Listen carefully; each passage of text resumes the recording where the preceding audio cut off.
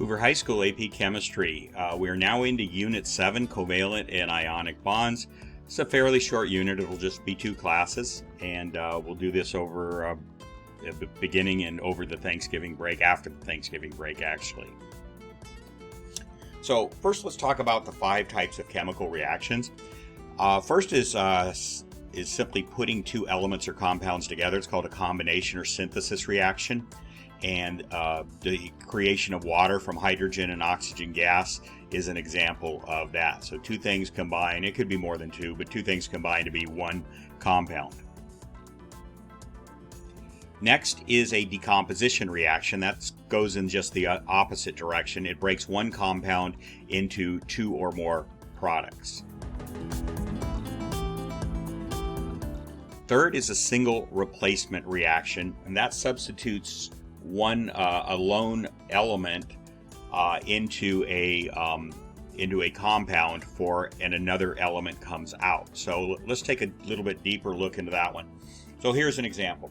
Calcium is a pure element, so it has a charge of 0, and what you see with the zinc chloride is it's an ionic compound. Zinc is the cation, it's the metal. Chlorine is the anion, it's the nonmetal. And so those 2 have a positive negative charge, so they create an ionic bond. Then what happens is the calcium over on the right side and the product side, the calcium takes the place of zinc in that compound. So instead of having zinc chloride, you now have calcium chloride, and then the zinc becomes a lone uncharged element. So we'll see, how do you know whether that reaction is going to take place? So we're going to look at the way that you can tell whether a single replacement reaction like that will take place. So this is called the activity series. This table is taken right out of your textbook in Chapter 4. And it's kind of a hierarchy of what elements or ions will replace other elements or ions in a single replacement reaction. So the activity series identifies which elements will react with an ionic compound to create a single replacement reaction. If the lone element is above the cation in the ionic compound, then the reaction takes place, and the lone element will change places. If the lone element is below the ionic compound, then the reaction will not take place. So in other words, if in the previous example, calcium, if you look at this table, is up above zinc. Calcium's about the 4th element down, and zinc's about the 9th or 10th element down. So since calcium was the lone element and zinc was in the compound, calcium will change places with the zinc, and the reaction will take place. If it had been the other way around, zinc had been the lone element and it had been calcium chloride, calcium had been the cation in that ionic compound, the reaction would not have taken place because zinc is below calcium. So let's look at why that will take place. So zinc and calcium both have a 2+ charge. In other words, where you get that is from your either from your 60 common ion sheet or from your charge numbers of ions periodic table, the periodic table with the charge numbers. And you'll see that they both have a +2. Zinc actually can have,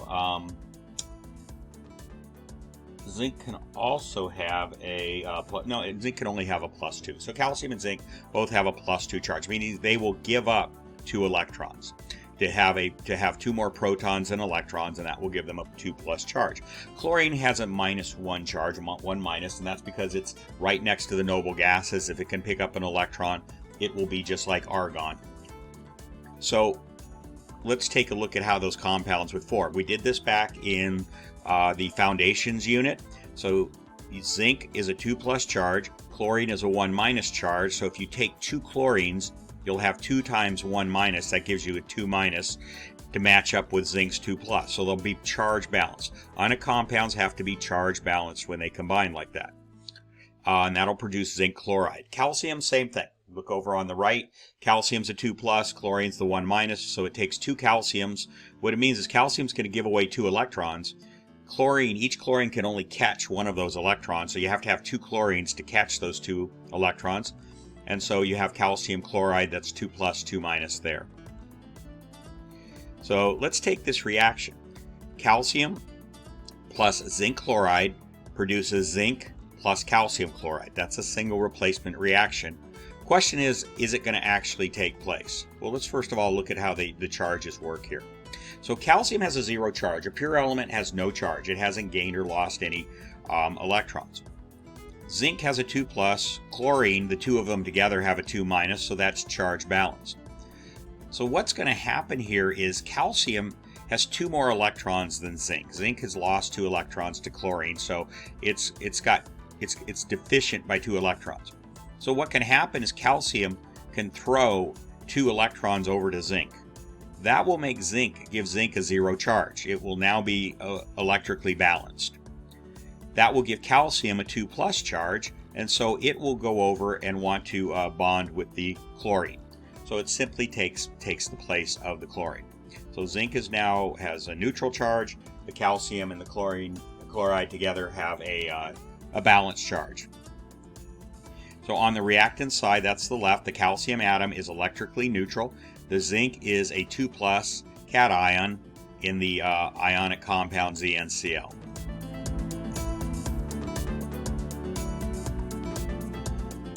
On the reactant side left, the calcium atom is electrically neutral. The zinc is a 2+ cation in the ionic compound ZnCl. And on the product side right, calcium passes 2 electrons to zinc.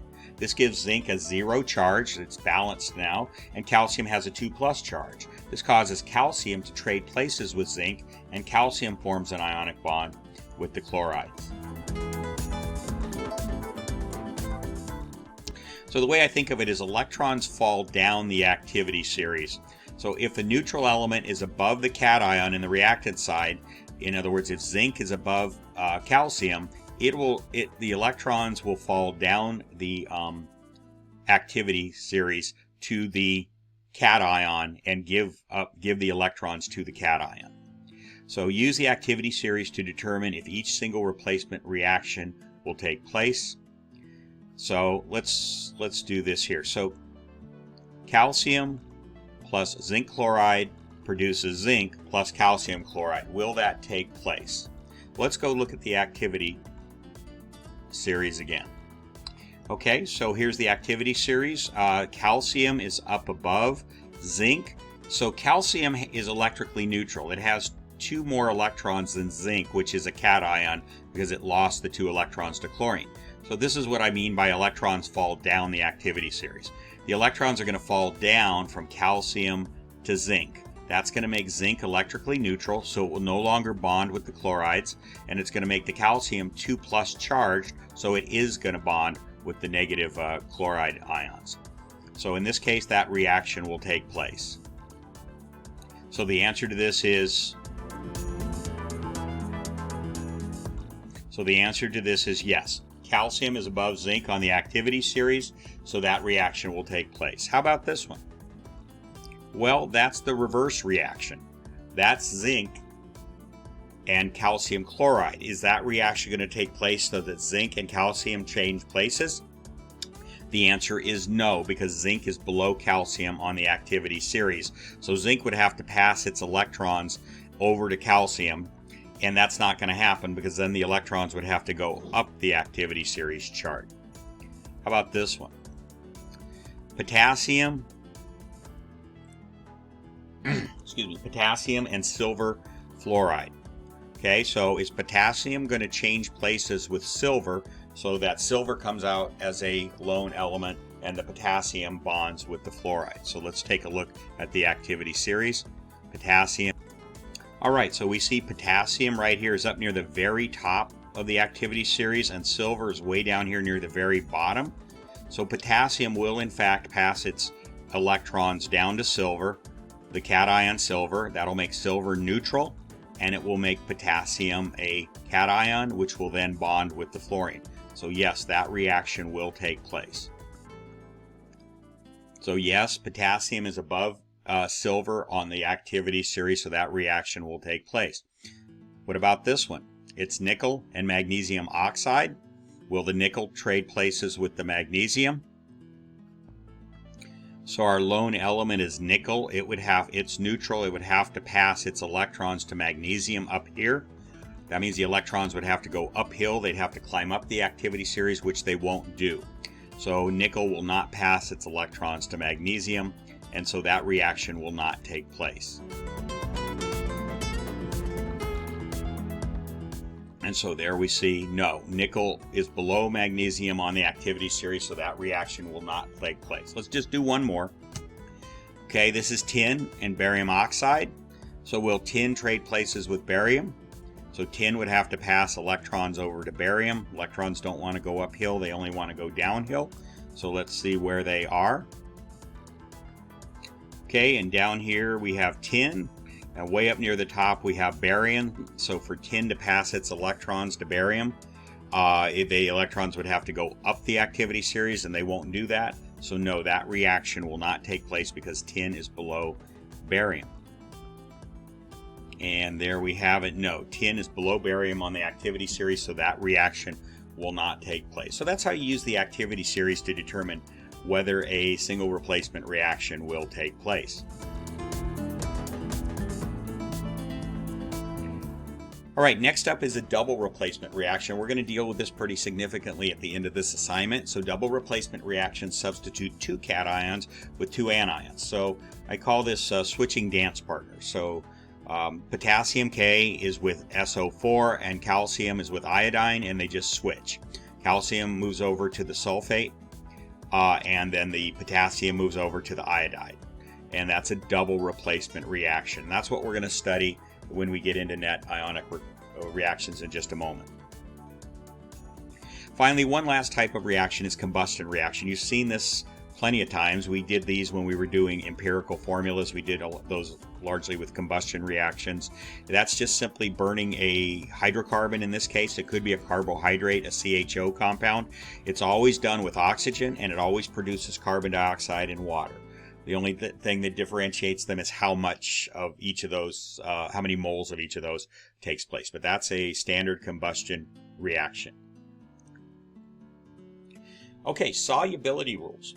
This very simply has to do with what ionic compounds will dissolve in water and which ones won't. The only solvent we're interested in chemistry in this level is water. Occasionally we'll talk about nonpolar solvents. Water is a polar solvent, but generally when we talk about solubility, we're always talking about in water. So solubility rules describe which ions will dissolve in water. All of the ions in the left column will dissolve with any ions except for those shown as exceptions. So the ones at the very top left will will separate from anything. The chlorine, bromine, and iodide in the middle, they will dissolve with anything or separate from anything except those three exceptions, Ag, Hg, and Pb. And the sulfate, SO4, will do the same except for the 5 exceptions there. Then insoluble over on the right is anything except for all anions, Li, Na, K, NH4. It's pretty much the ones that are over on the left side. Those are soluble all the time. OH and S2- are insoluble except when they're with calcium, strontium, or barium. And down at the bottom is carbonate and phosphate. They're insoluble all the time. Students have asked me, well, what if you have a carbonate with say a potassium? That will be soluble. Okay, so that would be soluble. The ones at the upper left are really kind of command whether something's soluble or insoluble. All right. Okay, so let's go ahead and practice some of these. It just takes a little practice to get used to working around this table. All right, so identify whether the following ionic compounds will dissociate in water. So KCl. This, by the way, is on your assignment sheet, so you can do this while you're watching. Try to do them on your own, though. So, I mean, the idea is not just to copy. It's to see, can you really figure these things out using that sheet. You want to learn to read that solubility rules sheet. Okay, so KCl, is that going to dissolve? Yes. Okay, potassium dissolves with anything. So you should have this sheet in front of you as you're doing this part of the assignment. Okay, how about AgCl? That's silver chloride, and the answer is chloride is soluble with anything except 3 elements, and Ag, silver, is one of those, so that's not going to be soluble. How about CaOH? Well, it says OH is not soluble except for 3 elements, and one of those is calcium. So that will be soluble. Strontium sulfate, SrSO4. So SO4 is soluble with anything except for 5 elements, and one of those is strontium, Sr. So that will not be soluble. You kind of have to learn how to read the exceptions, okay? Which way is it going, all right? Silver nitrate, so that's AgNO3.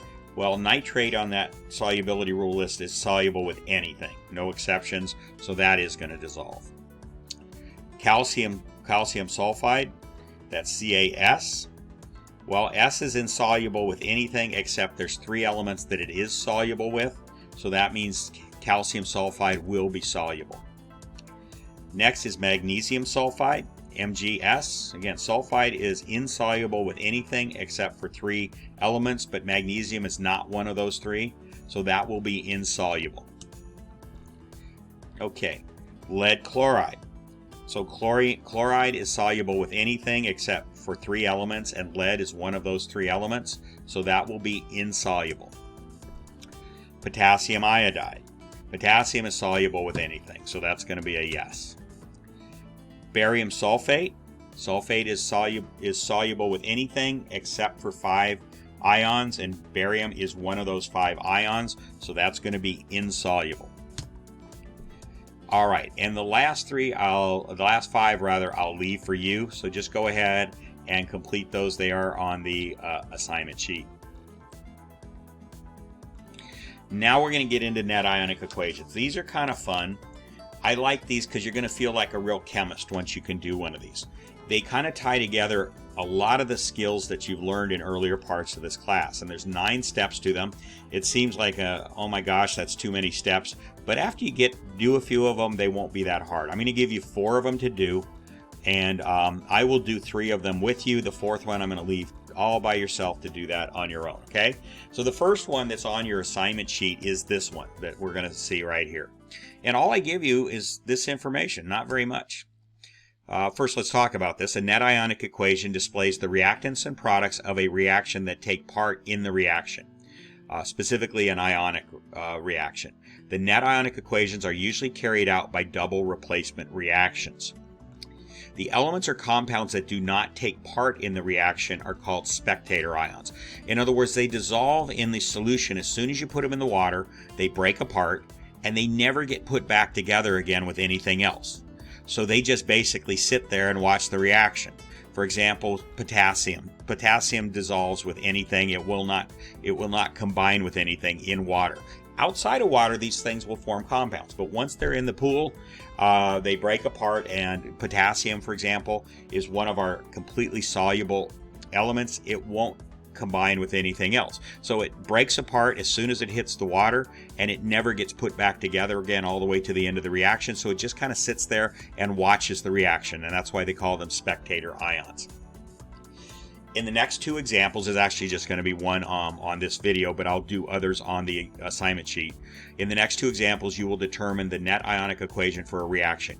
You will need the following reference sheets.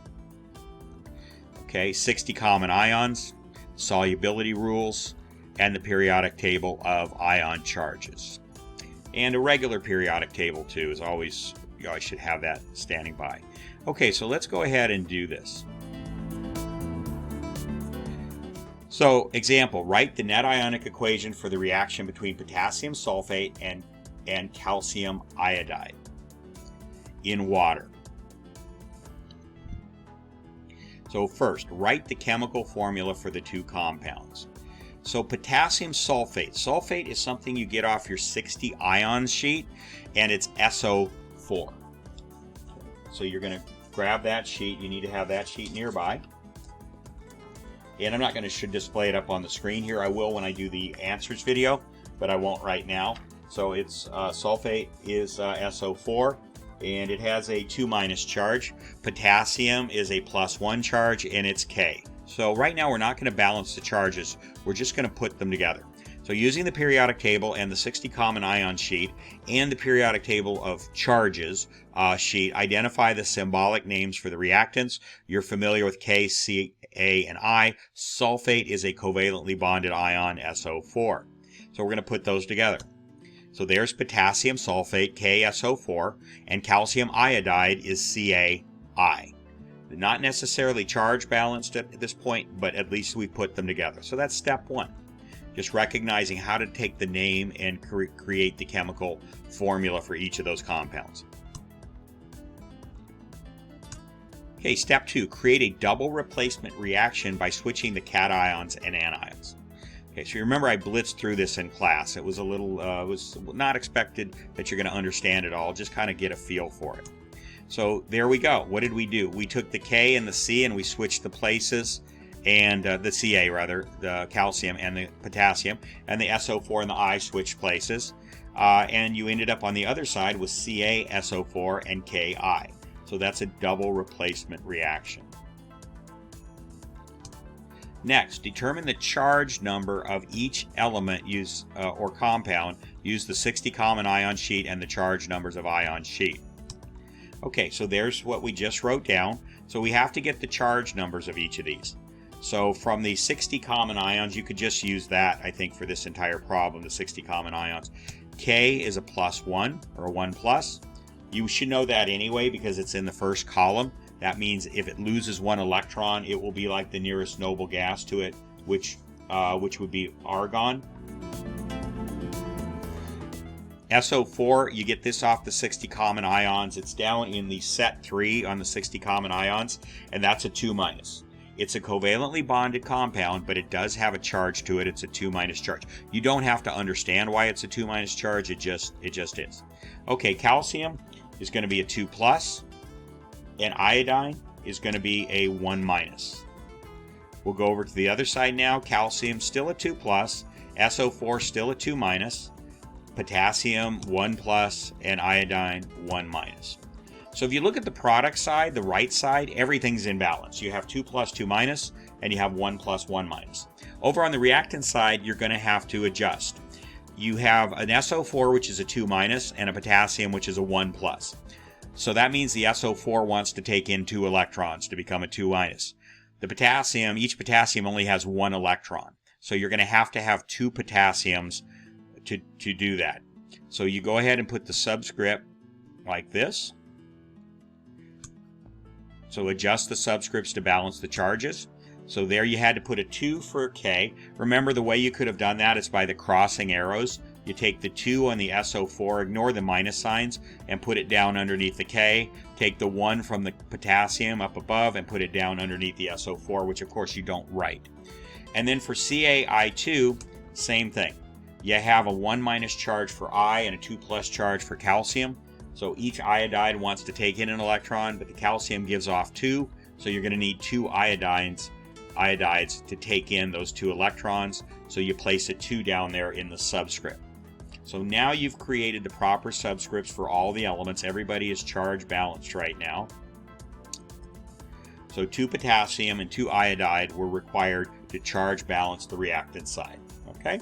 Be sure you understand that. That's back in where we talked about creating ionic bonds back in about lesson 7 or 8 or 9, somewhere in that area. You can go find that lesson and look at that again. It's pretty short.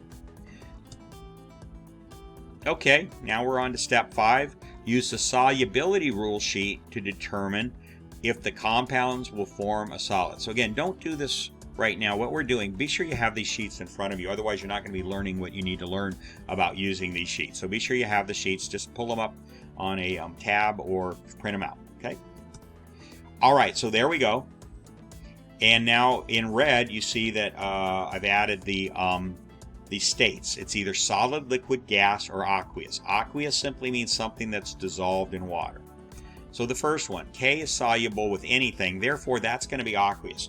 It means that K2SO4 can exist as a compound on dry land. The moment you throw it into water, it comes apart. And what does it come apart as? You should understand this. The sulfate doesn't break apart at all. You treat it almost like it's just a pure element. It does not break apart. SO4 is SO4. It's not going to come apart. But the K2, don't get fooled by that. It's not a K2 molecule like H2 is a molecule or O2 is a molecule in gas. It's actually two potassium ions stuck to an SO4. They aren't even necessarily next to each other. They're just two of them, a K and another K stuck to the SO4. So when that comes apart, it's going to come apart as a K+, another K+, and then an SO4. So you're going to end up with 3 ions in the solution when that breaks up. So K is going to be soluble with anything. Over here, iodine is soluble with Ca, so that's going to be aqueous. Those are going to break up the moment they hit the water.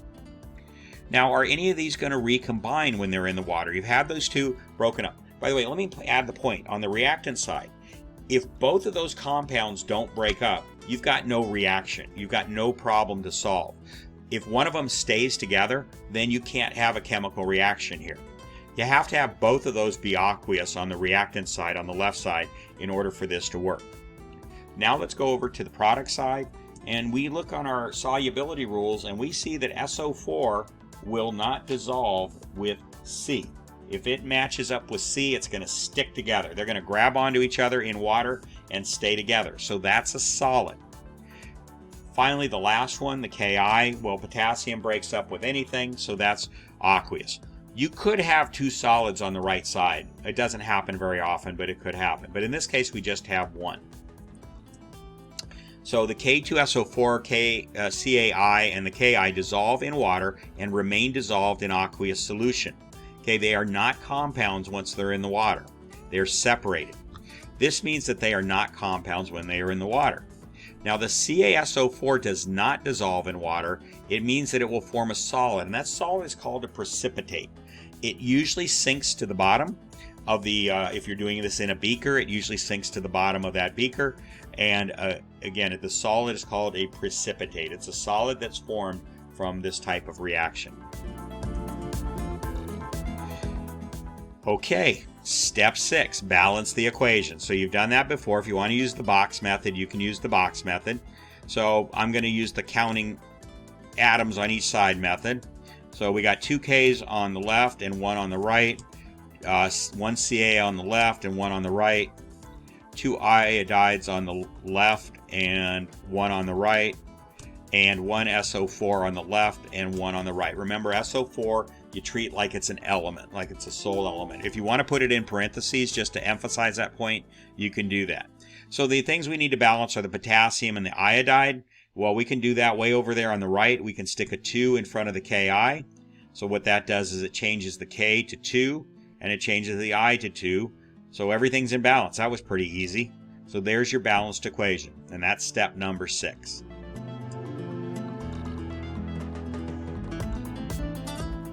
All right, so next is step number 7, separate all the ions. Okay, you better start way over on the left-hand side of your piece of paper for this, because you're going to stretch this all the way across the piece of paper.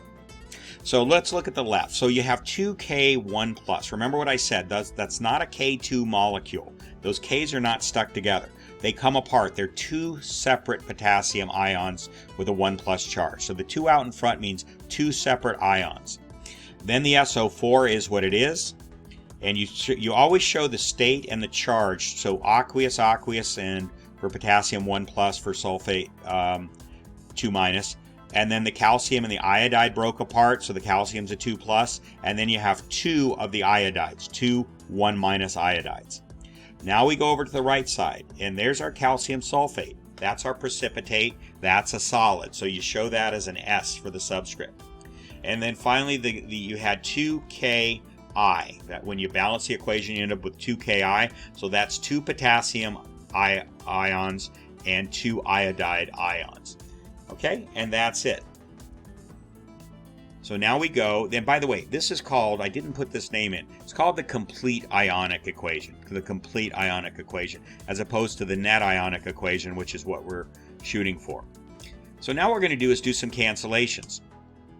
So all ions listed as AQ are separated. CaSO4 is not soluble in water, so it forms a solid compound. Since this compound frequently sinks to the bottom of the vessel, it is called a precipitate. Okay, so now what you're going to do is you're going to eliminate all ions that appear on both sides of the equation. These are the spectator ions. they break out by themselves, they break off at the beginning of the reaction, and they don't recombine with anything at the end of the reaction, so they're effectively just sitting over in the bleachers watching the reaction take place, and so they call them spectator ions. So which ones do you see? You can take a look. Which ones appear on both sides of the equation? Well, the K's do, so you can cross them out. Those are spectators. What else? The I's do, so you can cross those out. Those are spectators. The SO4 on the left does not appear anywhere on the right by itself. The Ca2 plus on the left does not appear anywhere on the right. It's all by itself. And the CaSO4 on the right does not appear anywhere on the left as such. That's in fact the reaction that's taking place. So the reaction is between this, the SO4, the calcium, and the calcium sulfate. And so the eliminated ions are not part of the final net ionic equation. And so your final answer is write the final net ionic equation, and there it is. Okay? And that's how you write a net ionic equation. It is an AP level skill that they would expect you to have. I know it seemed like a lot of steps, but after you do about 3 or 4 of these, you'll literally have the steps memorized. Okay, it's not that hard, and it incorporates a lot of skills that you have done. So I'm going to redo this actually on the answers video. I'm going to do 2 others on the answers video, and then I'm going to leave a 4th one for you to do completely by yourself, but I will give you the final net ionic equation so you know whether you got it right or not. Okay? All right, that takes care of this, and try to get this all done by Thanksgiving. Before we go away for Thanksgiving, by Friday, and then you won't have anything over the break, okay? And I'll be available for tutoring Thursday and Friday, and I don't think Saturday, but Thursday and Friday definitely. Okay, so I'll see you on the next video, the answers video.